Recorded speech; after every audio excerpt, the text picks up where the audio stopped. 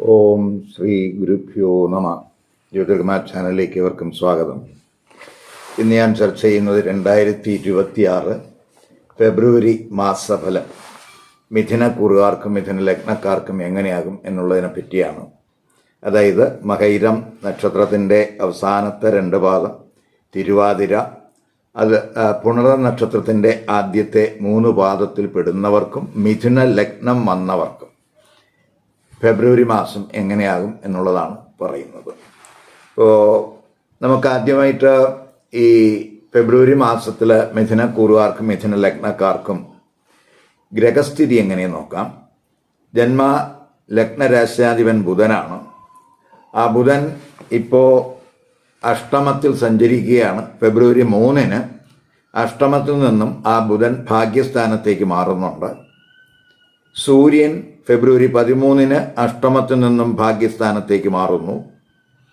ചൊവ്വ ഫെബ്രുവരി 23-ന് അഷ്ടമത്തിൽ നിന്നും ഭാഗ്യസ്ഥാനത്തേക്ക് മാറുന്നു.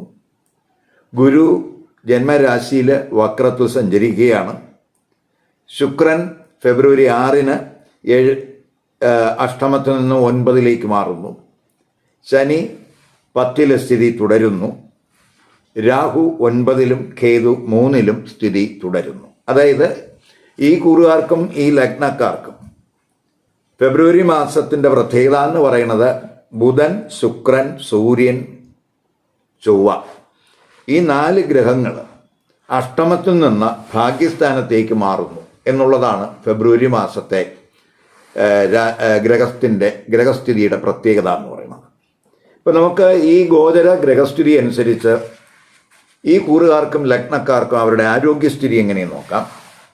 ഇപ്പോൾ ജന്മ ലഗ്ന രാശ്യാധിപനായിട്ടുള്ള ബുധൻ ഇപ്പോൾ അഷ്ടമത്തിലാണെങ്കിലും ഫെബ്രുവരി മാസാരംഭത്തിൽ, അതായത് ഫെബ്രുവരി 3-ന് 8-ൽ നിന്നും ഭാഗ്യസ്ഥാനത്തേക്ക് മാറുന്നു. അതുപോലെ 6-ാം ഭാവാധിപനായിട്ടുള്ള ചൊവ്വ, ആ ചൊവ്വ ഇപ്പോൾ അഷ്ടമത്തിൽ നിൽക്കുകയാണ്. ഫെബ്രുവരി 22 വരെ ആ ചൊവ്വ ഉച്ചസ്ഥിതനുമാണ്. അത് 6-ാം ഭാവാധിപൻ അഷ്ടമത്തിൽ വരിക എന്ന് പറയുന്നത് തന്നെ വിപരീത രാജയോഗമാണ്. ഇപ്പോൾ പൊതുവെ മാസ ആരംഭം ബുധൻ, ശുക്രൻ, സൂര്യൻ, കുജൻ ഇവയൊക്കെ അഷ്ടമത്തിലാണ്. ഇപ്പോൾ ആരോഗ്യകാര്യത്തിൽ ചിലർക്ക്, പ്രത്യേകിച്ച് ഈ ലോവർ അബ്ഡമൻ റിലേറ്റഡ് ആയിട്ട് ഇഷ്യൂസ് ഉള്ളവർ, അതുപോലെ ബ്ലഡ് റിലേറ്റഡ് ആയിട്ട് എന്തെങ്കിലും പ്രോബ്ലം, ഇപ്പോൾ BP സംബന്ധമായിട്ട് എന്തെങ്കിലുമൊക്കെ പ്രോബ്ലം ഉള്ളവർ, അവർക്കൊക്കെ പ്രത്യേകിച്ച് സഡൻ റിക്കവറി ഉണ്ടാകാവുന്ന സമയമാണ്.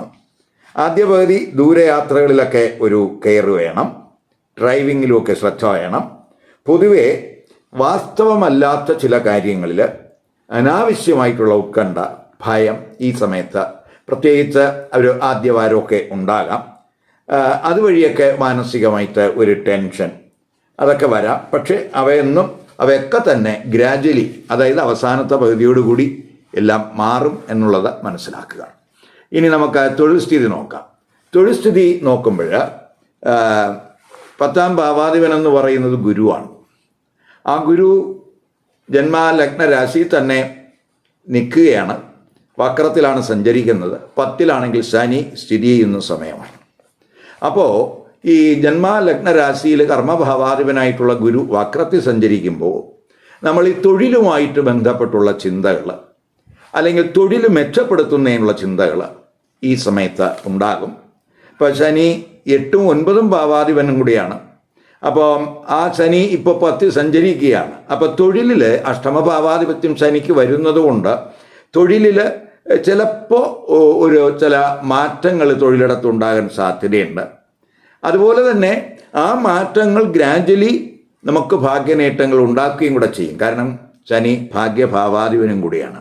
അപ്പം ആദ്യ പകുതി ഈ സൂര്യനും ചൊവ്വയും ശുക്രനും ഒക്കെ തന്നെ അഷ്ടമത്തിലായതുകൊണ്ട് തൊഴിലിൽ ഒരു ചലഞ്ച്, തൊഴിലിടത്ത് എന്തെങ്കിലുമൊക്കെ ചലഞ്ചസ് ഉണ്ടാകാം.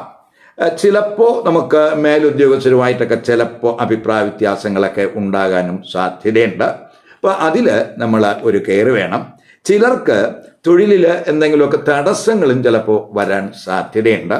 അതുപോലെ ചിലരെ സംബന്ധിച്ചിടത്തോളം തൊഴിലുമായിട്ട് ബന്ധപ്പെട്ട ചിലപ്പോൾ ദൂരയാത്രകൾ, അല്ലെങ്കിൽ തൊഴിലിലെ ഒരു ട്രാൻസ്ഫർ ഇവയ്ക്കൊക്കെ സാധ്യത കാണുന്നു.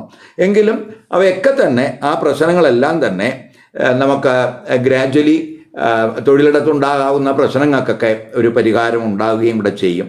പ്രത്യേകിച്ച് ജന്മലഗ്ന രാശ്യാധിപനായിട്ടുള്ള ബുധൻ ഫെബ്രുവരി 3 മുതൽ ഭാഗ്യസ്ഥാനത്ത് വരുന്നുണ്ട്. അപ്പോൾ ജന്മരാശ്യാധിപൻ ഭാഗ്യസ്ഥാനത്ത് വരുന്നു.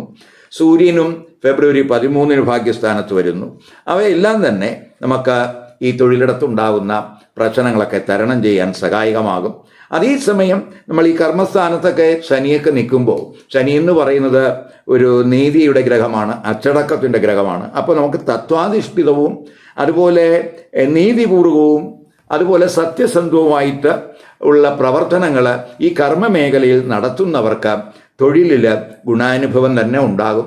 അവർക്ക് പ്രശ്നങ്ങൾ കുറയും എന്നും കൂടെ മനസ്സിലാക്കുക. പ്രത്യേകിച്ച് ഈ കമ്മ്യൂണിക്കേഷൻ റിലേറ്റഡ് ആയിട്ടുള്ള മേഖല, കൺസൾട്ടൻസി റിലേറ്റഡ് ആയിട്ടുള്ള മേഖല, മീഡിയ പ്രവർത്തകർ, അതുപോലെ ഉന്നത വിദ്യാഭ്യാസവുമായിട്ട് ബന്ധപ്പെട്ട് പ്രവർത്തിക്കുന്നവർ, അതുപോലെ മാനേജ്മെൻറ്റ് തലത്തിൽ പ്രവർത്തിക്കുന്നവർ, ഡേറ്റ അനലിറ്റിക് തലത്തിൽ പ്രവർത്തിക്കുന്നവർ, ഗവേഷണവുമായി ബന്ധപ്പെട്ട് പ്രവർത്തിക്കുന്നവർ, അതുപോലെ ശാസ്ത്ര സാങ്കേതിക മേഖലയുമായിട്ട് ബന്ധപ്പെട്ട് പ്രവർത്തിക്കുന്നവർ, ഇൻഷുറൻസ് മേഖലയുമായിട്ട് ബന്ധപ്പെട്ട് പ്രവർത്തിക്കുന്നവർ, ഹെൽത്ത് റിലേറ്റഡ് ആയിട്ടുള്ള മേഖലകളിൽ വർക്ക് ചെയ്യുന്നവർ, അവർക്കൊക്കെ പൊതുവെ ഗുണാനുഭവം ഉണ്ടാകും. കാരണം ആദ്യ പകുതിയൊക്കെ അഷ്ടമത്തിലാണ് ഗ്രഹസ്ഥിതി എങ്കിൽ തന്നെയും ഈ മേഖലകളിൽ പ്രവർത്തിക്കുന്നവർക്ക് ഗുണാനുഭവം ഉണ്ടാകും.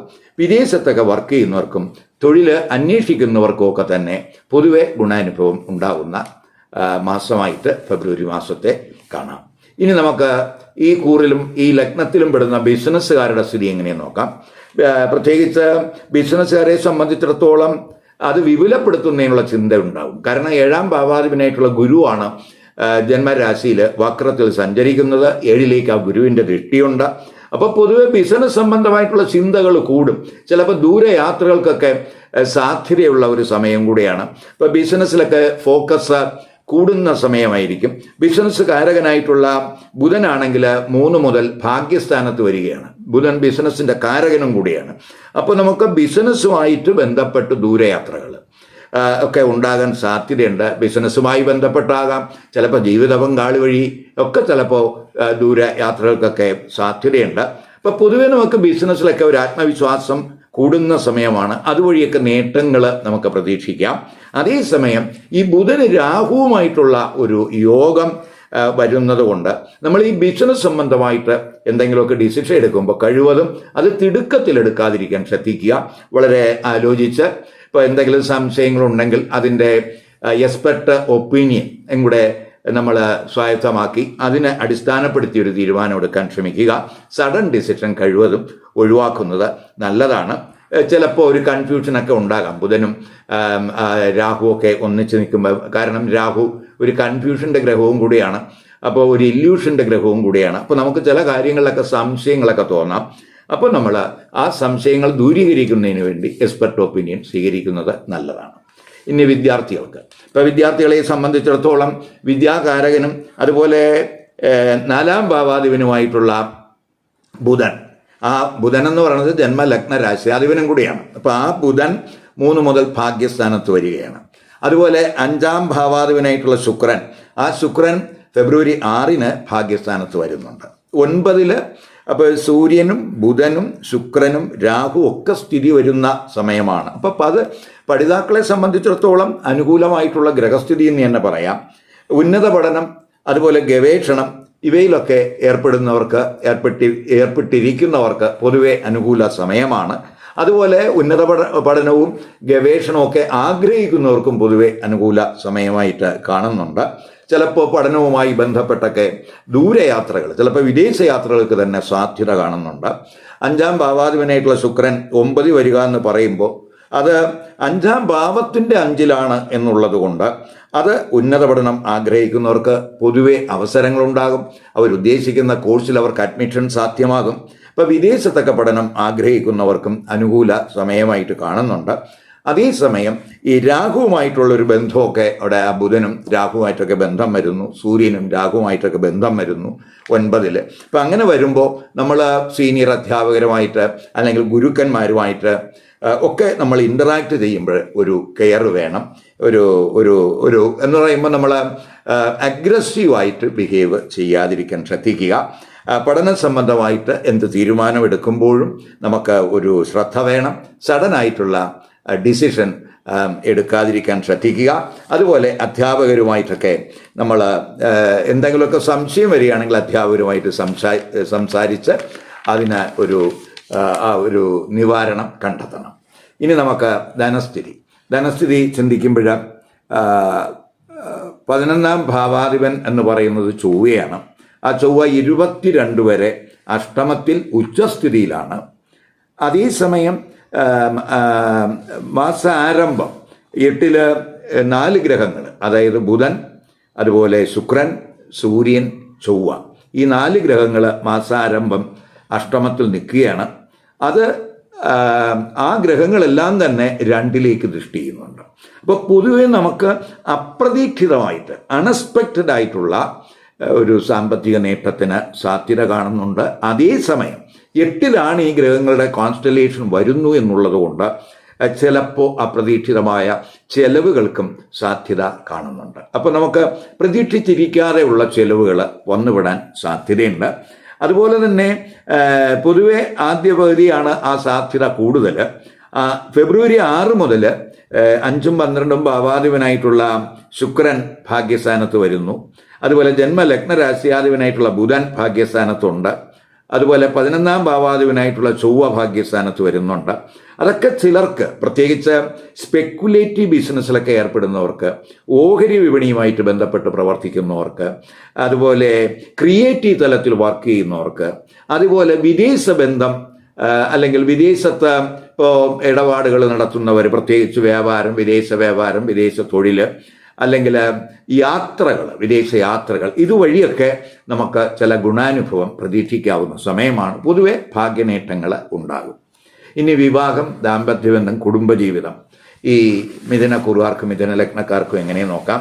ഇപ്പോൾ വിവാഹത്തെ പറ്റി പറയുമ്പോൾ 7ാം ഭാവം എന്ന് പറയുന്നത് ഗുരുവിൻ്റെ രാശിയാണ്, ധനുരാശിയാണ്. അധിപനായിട്ടുള്ള ഗുരു ജന്മ ലഗ്ന രാശിയിൽ നിൽക്കുകയാണ്, വക്രത്തിലാണ് സഞ്ചരിക്കുന്നത്. 7ലേക്ക് ആ ഗുരുവിൻ്റെ ദൃഷ്ടിയൊക്കെ ഉണ്ട്. അപ്പോൾ യുവാക്കളെ സംബന്ധിച്ചിടത്തോളം വിവാഹ ചിന്തകൾ, വിവാഹ ആലോചനകളൊക്കെ വരാവുന്ന സമയമാണ്. മാത്രമല്ല, മുമ്പ് വന്ന വിവാഹ ആലോചനകൾ അതിലെന്തെങ്കിലുമൊക്കെ മുടക്കം വന്നിട്ടുണ്ടെങ്കിൽ അത് ചിലപ്പം വീണ്ടും വരുന്നതിന് സാധ്യത കാണുന്നുണ്ട്. അത് ചിലപ്പോൾ ഈ തൊഴിലുള്ള ജീവിത പങ്കാളിയൊക്കെ കണ്ടെത്തുന്നതിനുള്ളൊരു ശ്രമമൊക്കെ ഈ സമയത്തുണ്ടാകും. അതിനൊക്കെ സാധ്യത കാണുന്നു. കമിതാക്കളെ സംബന്ധിച്ചിടത്തോളം ആദ്യവാരം അല്പം കെയർ വേണം. 5ാം ഭാവാധിപനായിട്ടുള്ള ശുക്രൻ അതുപോലെ ഒക്കെ അഷ്ടമത്തിൽ നിൽക്കുന്നു. അവിടെ സൂര്യനുണ്ട്, അതുപോലെ ചൊവ്വ നിൽപ്പുണ്ട്. അപ്പോൾ പ്രണയബന്ധത്തിൽ എന്തെങ്കിലുമൊക്കെ തർക്കങ്ങൾ, അഭിപ്രായ വ്യത്യാസങ്ങൾ, ഈഗോ ഇഷ്യൂസ് ഒക്കെ ചിലപ്പോൾ ഈ പ്രണയ പങ്കാളിയുമായിട്ട് ഉണ്ടാകാൻ സാധ്യതയുണ്ട്. അപ്പോൾ ആദ്യവാരം കഴിയുമ്പോൾ ശുക്രൻ അഷ്ടമത്തിൽ നിന്ന് ഭാഗ്യസ്ഥാനത്തേക്ക് മാറുന്നുണ്ട്. അപ്പം പ്രണയ പങ്കാളിയുമായിട്ടൊക്കെ ചിലപ്പോൾ ദൂരയാത്രകൾക്കൊക്കെ സാധ്യതയുണ്ട്. ആ പ്രണയ പങ്കാളിയെ കൊണ്ട് എന്തെങ്കിലുമൊക്കെ നേട്ടം കിട്ടാനും സാധ്യത കാണുന്നുണ്ട്. ഇനി മാരിറ്റൽ റിലേഷൻഷിപ്പ് നമ്മൾ നോക്കുമ്പോൾ പ്രത്യേകിച്ച് നമുക്ക് ഈ ദാമ്പത്യ ബന്ധത്തിലെ പ്രശ്നങ്ങൾ എങ്ങനെ പരിഹരിക്കാം, അങ്ങനെ എന്തെങ്കിലും പ്രശ്നങ്ങൾ ഉള്ളവർക്ക് അത് പരിഹരിക്കുന്നതിനുള്ള അല്ലെങ്കിൽ ആ ബന്ധം മെച്ചപ്പെടുത്തുന്നതിനുള്ള ഒരു ശ്രമമൊക്കെ ഈ സമയത്തുണ്ടാകും. ഇപ്പോൾ 7ൽ ഗുരുവിൻ്റെ ദൃഷ്ടിയുമുണ്ട്, 7ൽ ശനിയുടെ ദൃഷ്ടിയൊക്കെ വരുന്നുണ്ട്. അപ്പോൾ പൊതുവെ ദമ്പതിമാർക്ക് അല്പ പക്വത, ഒരു അച്ചടക്ക മനോഭാവമൊക്കെ ഈ സമയത്തുണ്ടാകാൻ സാധ്യതയുണ്ട്. അത് പൊതുവെ ഈ ദാമ്പത്യ ബന്ധത്തിലെ പ്രശ്നങ്ങൾ പരിഹരിക്കാൻ സഹായകമാകും. അതുപോലെ ആദ്യവാരമൊക്കെ കഴിയുമ്പോൾ തന്നെ ദാമ്പത്യ ബന്ധം പൊതുവെ സന്തോഷകരമാകും. കാരണം ശുക്രനൊക്കെ 6ാം തീയതി ആകുമ്പോൾ ഫെബ്രുവരി 6-ന് ഭാഗ്യസ്ഥാനത്തേക്ക് മാറുന്നുണ്ട്. അതുപോലെ ബുധൻ 3-ന് മാറുന്നുണ്ട്. അതൊക്കെ നമുക്ക് കുറച്ച് ദാമ്പത്യ ബന്ധമൊക്കെ സന്തോഷകരമാകുന്ന ഒരവസ്ഥയാണ്. ചിലപ്പോൾ ഈ 9-ലേക്കൊക്കെ ഈ ശുക്രൻ വരുമ്പോൾ അവിടെ 9-ൽ 7ാം ഭാവാധിപനായിട്ടുള്ള ഗുരുവിൻ്റെ ദൃഷ്ടിയൊക്കെ വരുന്നുണ്ട്. ചിലപ്പോൾ ജീവിത പങ്കാളിയുമായിട്ട് കുടുംബവുമായിട്ടൊക്കെ ചിലപ്പോൾ ദൂരയാത്രകൾക്കൊക്കെ സാധ്യത കാണുന്നുണ്ട്. അതുവഴി എന്തെങ്കിലുമൊക്കെ ഷോപ്പിങ്ങിനൊക്കെ സാധ്യത കാണുന്നുണ്ട്. അതുപോലെ ചിലരെ സംബന്ധിച്ചിടത്തോളം അവർക്ക് ആത്മീയ കാര്യങ്ങളിൽ ഒരു ശ്രദ്ധ കൂടുന്ന സമയമായിരിക്കും. അതുമായിട്ട് ബന്ധപ്പെട്ട ദേവാലയങ്ങൾ, തീർത്ഥാടന കേന്ദ്രങ്ങൾ സന്ദർശിക്കുന്നതിനൊക്കെ ഒരു അവസരം ചിലപ്പോൾ ഈ ഫെബ്രുവരി മാസത്തിൽ ഉണ്ടാകാൻ സാധ്യതയുണ്ട്. അതുപോലെ തന്നെ മാസാരംഭം ബുധനും ശുക്രനും സൂര്യനും കുജനും ഒക്കെ 2 ദൃഷ്ടി ചെയ്യുന്ന സമയവും കൂടിയാണ്. പ്രത്യേകിച്ച് 2 ദൃഷ്ടി ചെയ്യുക എന്ന് പറയുമ്പോൾ നമ്മൾ കുടുംബജീവിതമൊക്കെ നോക്കുമ്പോൾ ഫാമിലി റിലേറ്റഡ് ആയിട്ടുള്ള വിഷയങ്ങളിൽ ആദ്യ പകുതിയൊക്കെ കമ്മിറ്റ്മെൻ്റ് ഒക്കെ ഉണ്ടാകും എങ്കിൽ തന്നെയും ഒരു ഡോമിനൻസ് ഒക്കെ കൂടാൻ സാധ്യതയുണ്ട്. അതുപോലെ 2 സൂര്യൻ്റെയും അതുപോലെ ചൊവ്വയുടെയൊക്കെ ദൃഷ്ടി വരുമ്പോൾ സ്വാഭാവികമായിട്ടും ഈ കുടുംബാംഗങ്ങളുമായിട്ടൊക്കെ സംസാരിക്കുമ്പോഴൊക്കെ ഒരു സംസാരത്തിലൊക്കെ ഒരു ശ്രദ്ധ വേണം, കമ്മ്യൂണിക്കേഷനിൽ ഒരു ശ്രദ്ധ വേണം. അപ്പം അങ്ങനെ സംസാരം കൊണ്ട് എന്തെങ്കിലുമൊക്കെ കുടുംബ വിഷയവുമായിട്ട് ബന്ധപ്പെട്ടുള്ള എന്തെങ്കിലുമൊക്കെ തർക്കങ്ങൾ, അപ്പോൾ അത് മുഖാന്തരം കുടുംബത്തിൽ എന്തെങ്കിലും പ്രശ്നങ്ങൾ, സമാധാനക്കുറവ് ഒക്കെ ഉണ്ടാകാൻ സാധ്യതയുണ്ട് എന്നുള്ളത് കൊണ്ട് ഒരു കെയർ വേണം. അതുപോലെ തന്നെ ആദ്യ പകുതി കഴിയുമ്പോൾ ഫാമിലി ലൈഫൊക്കെ കുറച്ചുകൂടെ സന്തോഷകരമാകും. കുടുംബാംഗങ്ങളുമായിട്ട് ദൂരയാത്രകൾക്കൊക്കെ സാധ്യത കാണുന്നു. കാരണം 2 പിന്നെ ആ ചൊവ്വയുടെയോ സൂര്യൻ്റെയോ ഒക്കെ ദൃഷ്ടിയൊക്കെ അവിടുന്ന് ദൃഷ്ടി വരുന്നില്ല. അപ്പോൾ അതൊക്കെ പൊതുവേ നമുക്ക് കുടുംബജീവിതം സമാധാനപരമായി മാറുന്നതിന് സഹായകമാണ് എന്ന് തന്നെ പറയാം. ഫെബ്രുവരി 10, 11, 12, 15, 16, 24, 25 ഈ തീയതികൾ പൊതുവെ അത്രത്തോളം അനുകൂല ദിവസങ്ങളല്ല. അപ്പോൾ അതുകൊണ്ട് ഈ ദിവസങ്ങളിൽ നമ്മൾ ഇപ്പോൾ മംഗളകർമ്മങ്ങൾ, ശുഭകർമ്മങ്ങൾ ഇത് കഴിവതും ഒഴിവാക്കണം. അതുപോലെ നമ്മൾ പുതിയ എന്തെങ്കിലും സംരംഭങ്ങൾ തുടങ്ങാൻ ആഗ്രഹിക്കുന്നുവെങ്കിൽ അതും ഈ ദിവസങ്ങളിൽ ഒഴിവാക്കുന്നത് നല്ലതാണ്. അതുപോലെ നമ്മൾ പ്രധാനപ്പെട്ട എന്തെങ്കിലും തീരുമാനങ്ങൾ ഇപ്പോൾ നമ്മൾ എടുക്കുന്നുവെങ്കിൽ അത്തരം തീരുമാനങ്ങളും ഈ ദിവസങ്ങളിൽ ഒഴിവാക്കുന്നത് നല്ലതാണ്. ഇപ്പോൾ ഇവിടെ ഞാൻ പറഞ്ഞത് ഒക്കെ തന്നെ ഈ ഫെബ്രുവരി മാസത്തെ ഗ്രഹസ്ഥിതി അനുസരിച്ച് മിഥുന കൂറുകാർക്കും മിഥുന ലഗ്നം വന്നവർക്കുമുള്ള ഫലങ്ങളാണ്. ഈ ഫലം ഒരു പൊതുഫലമായിട്ട് വേണം കാണേണ്ടത്. കാരണം ഈ പൊതുഫലത്തെ മറ്റ് ചില സാഹചര്യങ്ങൾ സ്വാധീനിക്കും. അതെന്താണെന്ന് ചോദിച്ചാൽ, ഇപ്പോൾ ഈ കൂറുകാർക്കും ഈ ലഗ്നക്കാർക്കും ഇപ്പോൾ നടക്കുന്ന ദശ, ഇപ്പോൾ നടക്കുന്ന അപകാരം, ഇപ്പോൾ നടക്കുന്ന ഛിദ്രം, ഇത് ഇവരുടെ ഈ പൊതുഫലത്തെ സ്വാധീനിക്കും. അപ്പോൾ ജാതകത്തിൽ ഇഷ്ടസ്ഥാനത്ത് നിൽക്കുന്ന ഗ്രഹങ്ങളുടെ ദശയോ, ഇഷ്ടഭാവാധിപത്യം വഹിച്ച് ഇഷ്ടസ്ഥാനത്ത് നിൽക്കുന്ന ഗ്രഹങ്ങളുടെ ദശയോ അപകാരമോ ഛിദ്രമോ ആണ് ഇപ്പോൾ നടക്കുന്നതെങ്കിൽ തീർച്ചയായിട്ടും ഞാൻ ഈ പറഞ്ഞതിനേക്കാളും ഗുണാനുഭവം കൂടും. പകരം അനിഷ്ടസ്ഥാനത്താണ് നിൽക്കുന്ന ഗ്രഹങ്ങളുടെ ദശയോ അപകാരമോ ഛിദ്രമോ ആണെങ്കിൽ ഗുണാനുഭവം കുറയുന്നതിനും സാധ്യതയുണ്ട്. അപ്പോൾ ഇത് നമ്മൾ പ്രധാനമായിട്ടും മനസ്സിലാക്കേണ്ടുന്ന കാര്യമാണ്. കാരണം ഈ ഗോചര ഗ്രഹങ്ങളുടെ സ്വാധീനം എന്നൊക്കെ പറയുന്നത് ഒരു 25% മാത്രമേ നമുക്ക് ഈ നമ്മുടെ ഇപ്പോഴത്തെ ആ ലൈഫിൽ സ്വാധീനിക്കൂ. ഏറ്റവും കൂടുതൽ സ്വാധീനിക്കുന്നത് നമുക്ക് നടക്കുന്ന ദശയും നമുക്ക് നടക്കുന്ന അപകാരവും ഛിദ്രവുമാണ്.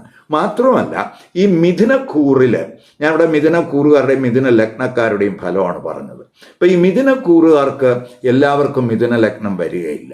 ചിലർക്ക് മിഥുന ലഗ്നം വരാം, മറ്റുള്ളവർക്ക് വ്യത്യസ്ത ലഗ്നരാശികൾ വരാം. അങ്ങനെ വരുമ്പോൾ ഈ നക്ഷത്രത്തിൽ പെടുന്ന ആളുകൾക്ക് മിഥുന ലഗ്നമല്ലാതെ മറ്റു ലഗ്നരാശിയാണ് വന്നിട്ടുള്ളതെങ്കിൽ തീർച്ചയായിട്ടും ആ ലഗ്നരാശി ഈ കൂറിൻ്റെ ഇഷ്ടസ്ഥാനത്താണോ അനിഷ്ടസ്ഥാനത്താണോ വന്നിരിക്കുന്നത് എന്നുള്ളത് ഒരു പ്രധാന ഘടകമാണ്.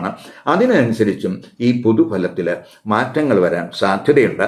മാത്രമല്ല ഈ മിഥുന ലഗ്നമല്ലാതെ വരുന്ന മിഥുന കൂറുകാരെ സംബന്ധിച്ചിടത്തോളം അവർ ഈ മറ്റു ലഗ്നരാശികളാണ് അവർക്ക് ലഗ്നരാശിയായിട്ട് വന്നിട്ടുള്ളതെങ്കിൽ ആ ലഗ്നരാശിയുമായിട്ട് ബന്ധപ്പെട്ട് പറയുന്ന ഫലം ഈ കൂറിൻ്റെ ഫലത്തോടൊപ്പം കമ്പൈൻ ചെയ്ത് കേട്ടാലേ അവർക്ക് ഈ ഫെബ്രുവരി മാസത്തെ പൊതുഫലത്തിൻ്റെ ഒരു കൃത്യചിത്രം കിട്ടുകയുള്ളൂ. അപ്പം ഏത് നക്ഷത്രത്തിൽ ജനിച്ചവരായാലും അവർക്ക് മിഥുന ലഗ്നമാണ് വന്നിട്ടുള്ളതെങ്കിൽ ആ മിഥുന ലഗ്നത്തിൻ്റെ ഫലം അവരുടെ ആ കൂറിൻ്റെ ഫലത്തെ സ്വാധീനിക്കും എന്നും കൂടെ മനസ്സിലാക്കുക. മാത്രമല്ല കൂറിൻ്റെ ഫലത്തെക്കാളും കൂടുതൽ കൃത്യത, കൂടുതൽ സൂക്ഷ്മത എന്ന് പറയുന്നത് ലഗ്നത്തിനുണ്ട് എന്നുള്ളത് കൊണ്ട് ലഗ്നഫലവും കൂടെ കേൾക്കാൻ ശ്രമിക്കുക. ഈ വീഡിയോ ഇഷ്ടപ്പെട്ടുവെങ്കിൽ ലൈക്ക് ചെയ്യുക, ഷെയർ ചെയ്യുക. അതുപോലെ സബ്സ്ക്രൈബ് ചെയ്യാത്തവർ സബ്സ്ക്രൈബ് ചെയ്ത് കാണുക. മറ്റൊരു പുതിയ വിഷയവുമായി അടുത്ത വീഡിയോയിൽ കാണാം. നമസ്കാരം.